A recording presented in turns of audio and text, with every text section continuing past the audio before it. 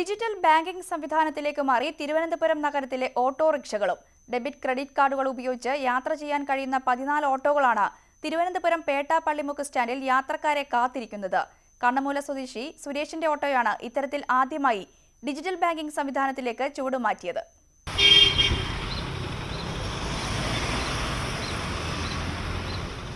ഉയർന്ന മൂല്യമുള്ള നോട്ട് യാത്ര മുടക്കുമെന്ന ആവലാതി വേണ്ട. ചില്ലറയ്ക്ക് വേണ്ടിയുള്ള തർക്കമില്ല. സഞ്ചരിക്കുന്ന വഴി നേരിട്ട് കണ്ട് സുരക്ഷിതത്വവും ഉറപ്പാക്കാം. വെഹിക്കിളസ്റ്റി എന്ന കമ്പനിയുടെ സോഫ്റ്റ്വെയർ ഉപയോഗിച്ചാണ് സുരേഷും കൂട്ടുകാരും ഓട്ടോ സവാരി ഹൈടെക് ആക്കിയത്.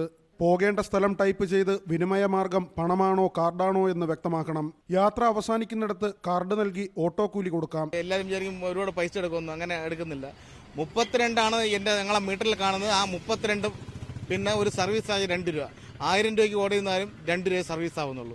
GPS സംവിധാനത്തിലൂടെ പോകുന്ന വഴി സ്ക്രീനിൽ തെളിയുന്നത് സുരക്ഷിത യാത്ര ഉറപ്പാക്കുന്നു.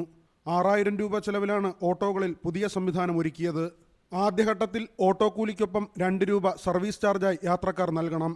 സാധാരണക്കാരന്റെ വാഹനമായ ഓട്ടോറിക്ഷയും ഹൈടെക് ആവുകയാണ്. പേപ്പർലെസ് കറൻസി എന്ന സങ്കല്പം യാഥാർത്ഥ്യമാകുന്നതോടെ യാത്രക്കാർക്കും അത് വലിയ ആശ്വാസമാകും. മനു ചന്തവളയ്ക്കൊപ്പം BV വിനോദ്, ന്യൂസ് 18 തിരുവനന്തപുരം.